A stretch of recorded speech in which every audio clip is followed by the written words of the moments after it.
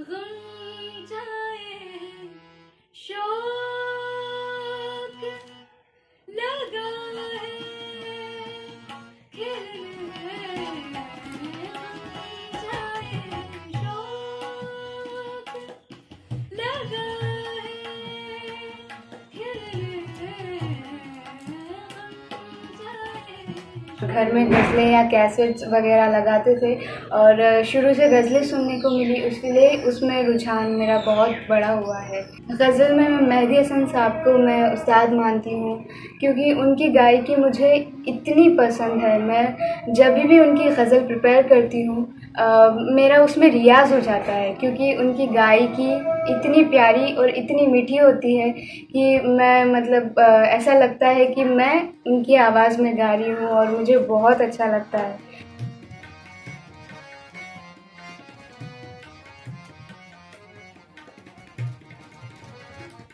चुपके चुपके रात दिन पापा ने और दादाजी ने बोला कि बेटा जब आप गज़ल गा रहे हो तो गज़ल के साथ हारमोनियम बहुत ज़रूरी है। अब देखो जो लेजेंडरी सिंगर्स है जैसे मेहदी हसन साहब, गुलाम अली खान साहब, ये लोग हारमोनियम के साथ ही गाते हैं, उसका कुछ इम्प्रेशन अलग होता है।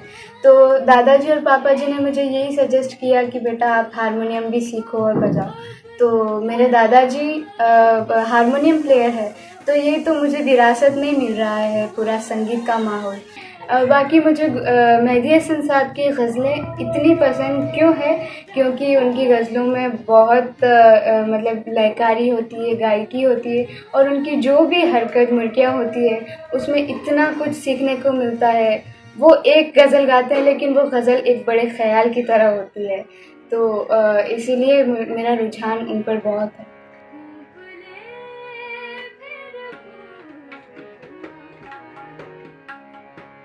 इंडिया के ऑडियंस है या पाकिस्तान के ऑडियंस है, इनमें कुछ भेदभाव नहीं है और ये जो संगीत का प्रेम है इसमें तो कुछ अंतर बता नहीं सकते। सभी का सुनने का तरीका एक जैसा होता है, गाने का तरीका एक जैसा होता है। तो पाकिस्तान से मुझे लोग पसंद करते हैं, ये मेरे लिए बहुत खुशी की बात है और मैं अपने आप को इतनी लकी समझती हूँ कि जब मैं गज़ल गाती हूँ मेरी आवाज़ उन तक, पाकिस्तान वालों तक पहुँचती है और वो लोग मुझे सुनते हैं और अप्रिशिएट करते हैं, ये मेरे लिए बहुत बड़ी बात है। सोशल मीडिया पे मेरे पापा जी गज़ल डालते ही रहते हैं, तो पाकिस्तान से बहुत सारे पापा को फ्रेंडशिप रिक्वेस्ट आते हैं और वो लोग इतना प्यार देते हैं, वो लोग मतलब इतनी दुआएं देते हैं गज़लें सुनकर, तो उससे मुझे बहुत मोटिवेशन और अप्रिसिएशन मिलता है। एक बहुत बड़ी अपॉर्चुनिटी होगी अगर कोई मुझे वहाँ बुलाएगा और मैं वहाँ जाके परफॉर्म करूँगी, ये तो मेरा सपना है।